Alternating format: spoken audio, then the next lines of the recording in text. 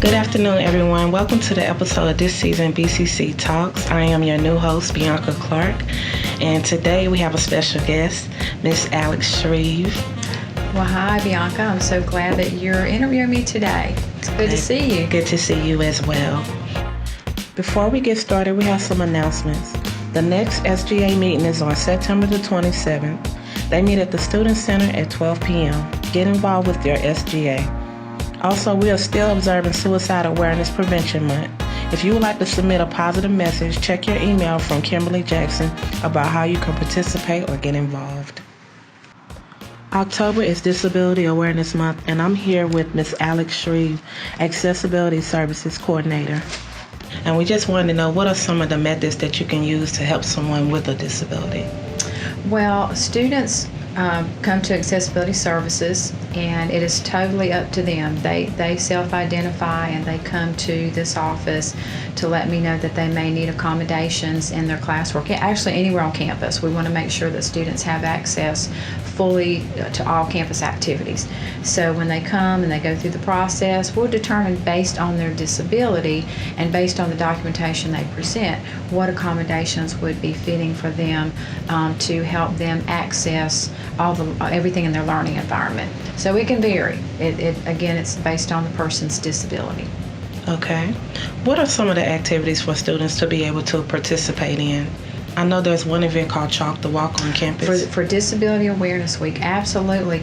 We were so excited last year because it was launching Disability Awareness Week in 2021, which was my passion when I came to work here to see us do something like that. And it came to fruition joyfully. And so this year's our second annual, and Chalk the Walks was, I think, probably a big hit on campus. If you walked across campus during that week, you saw just beautiful artwork expressions of what disability means to those individual students everywhere.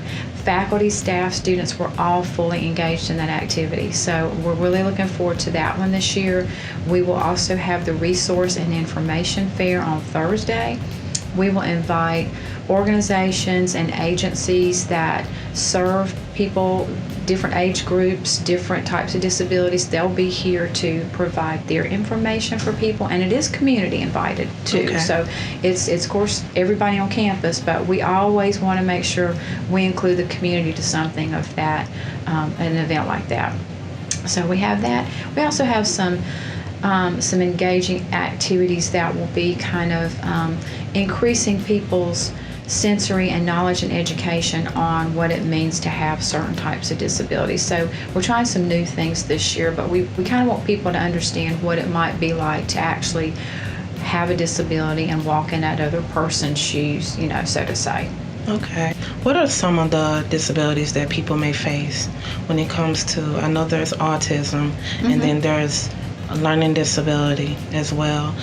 Do you think that sometimes people may feel nervous of other people because of a disability? Absolutely.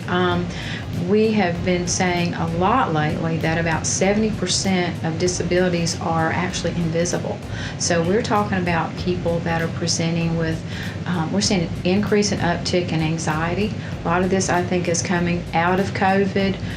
We're seeing a lot more emotional, mental health issues. So attention deficit disorder, anxiety, panic disorder, some of these things that they are very real for the student. And when they come in and see me, they're like, Ms. Shreve, sometimes I just don't think people understand that although I'm not presenting with something physically, I still have a disability, and this is really hard for me. And so just that they know they have a safe space to come back here to our counseling department and meet with me, it's big for them, because there is a stigma attached a lot of times to a person with a disability, and it's hard for them to talk about it. Okay. Now, do you think that, I know with teenagers sometimes going to school, they may have a learning disability as well as adults attending college. I know one of the things that's in all aspects is bullying. Sometimes people can go through bullying because they may feel like that other person is not equal to them. Right. And so a lot of times that may make the other person that has the disability to feel inferior. make them feel out of place. I think you're right. I've worked with people with disabilities most of my life, and I know early on I did a lot of volunteer work with young people in high school, and I was always so excited to have people come and work with me who, the students who, it bothered them to see other students treat people with disabilities as lesser of a person.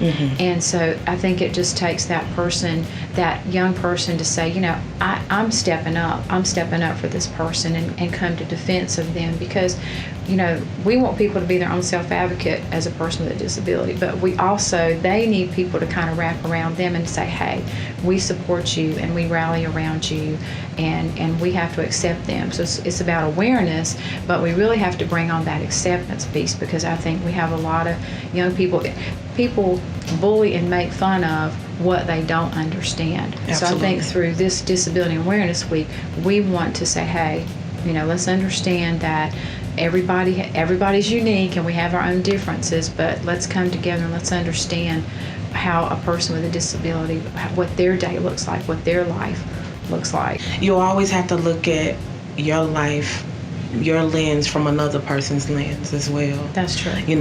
What if you have a family member and they have that same, you wouldn't want anyone to treat them that way. That's right. So we have to be very mindful of what we do and what we say and how we treat people. That's right. I think people with disabilities, they're having a lifestyle that is as normal. What is normal these days, really? We think about that. But people want to have relationships. They want to have friends. They want to have jobs. They want to have all these things that everybody else has got.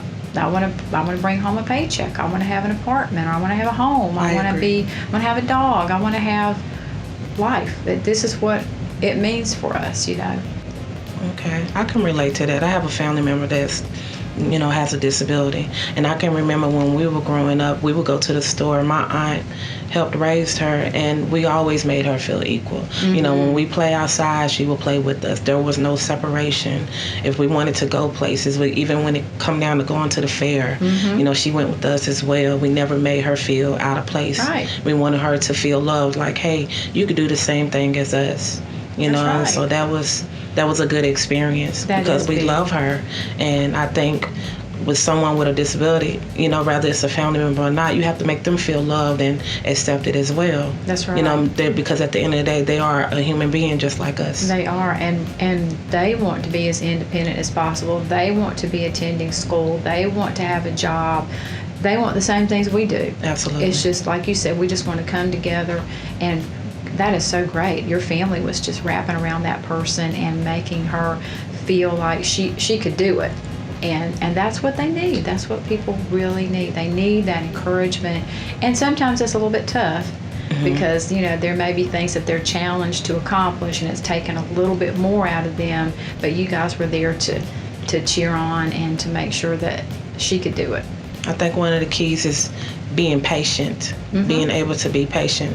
We live in a time now where everyone is so impatient about everything. That's right. So we have to learn be able to do that. That's right. And come together, we can make a difference. My mother-in-law was diabetic, and she was in a wheelchair because she had issues with her mobility. And just going out to the mall in a wheelchair, I don't know how you guys, if you go out into the mall and you're with somebody who has mobility issues, how things in stores can be so jam-packed, and you can't navigate through stores. Sometimes it's so challenging, and I think until you've experienced that, either in the wheelchair or with the disability yourself, or you're with somebody that you're supporting, you're like, oh my gosh, I never realized this was so hard.